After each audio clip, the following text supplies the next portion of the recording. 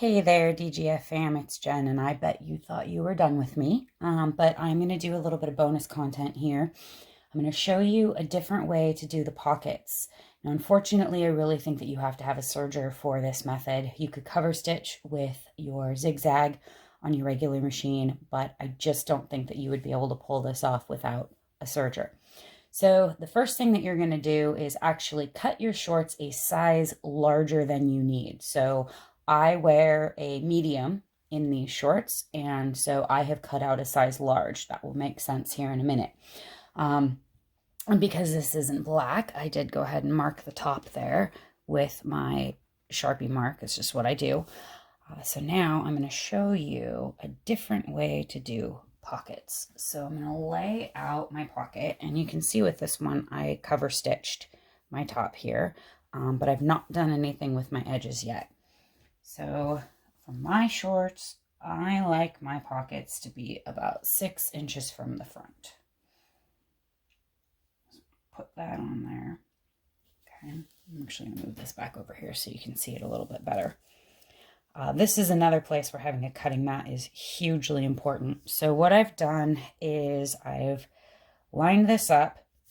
I've got my bottom seam here along a line so that I know that this is straight. And I've adjusted them so that my pocket edges are also on lines. And so now what I'm going to do is I'm going to fold this in half. I'm on 19, so I'm watching this 19 line up here. Fold this in half, back to 19. I'm looking in this fold to make sure that my pocket is captured in that. I'm going to pin that in place. I'm going to do the same thing all the way up the top. I use my mat cut line as a guide, and I can feel in here that my pocket is caught up in that fold.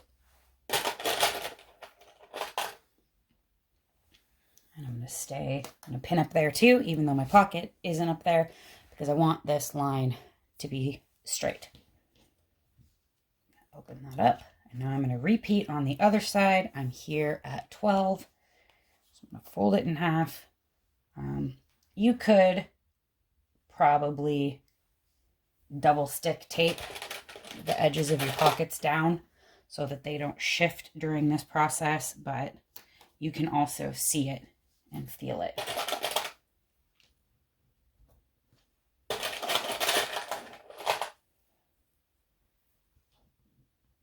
All right, so now that I've got that prepped, I'm going to take it over to my sewing machine. All right, so I've got my pieces pinned, and I'm now over at my sewing machine. And I am going to sew the folds that I made. And with these, sometimes I sew right up against the blade. Sometimes I do let the blade cut some off. It just really kind of depends.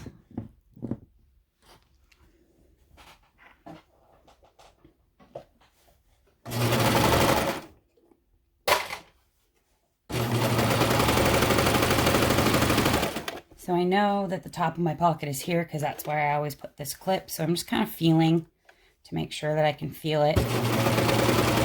And then I want to catch that pocket in this seam.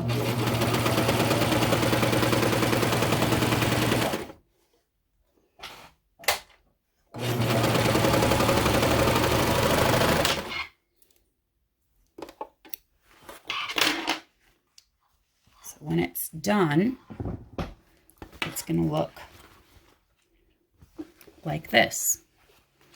And you've got the edge of your pocket is in this serged seam. So instead of being zigzagged on, it is caught in this edge. Now, you have to be sure you actually catch it in the edge. So I give it a good tug to make sure that it's in there. So once your pockets are in place, this is what your shorts are going to look like. You're going to have both edges caught in this seam here. And this is what the inside looks like. So you've got these seams here that we are now going to top stitch down.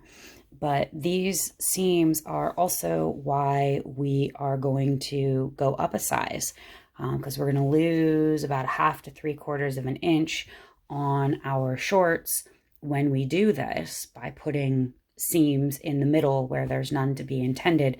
So we compensate for that by going up a size.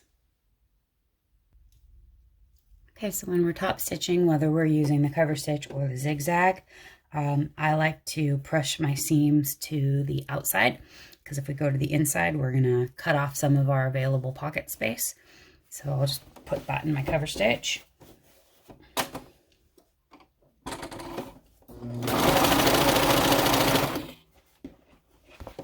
And top stitch down this seam.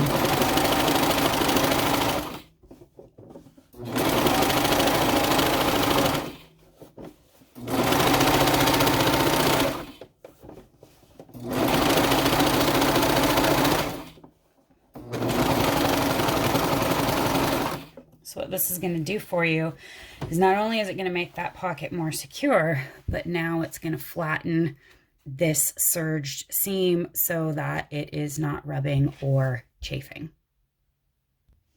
So when you're done and you've got it top stitched down, this is what your pieces are going to look like. This is what the inside looks like with your seams stitched down.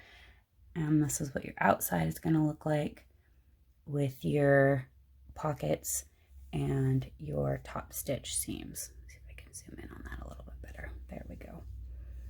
You've got that, and your pockets are secure inside the seam, less likely to come loose, potentially, depending on your confidence and skill level with your zigzags. And so now you're just gonna keep going with the construction of your shorts just like previously.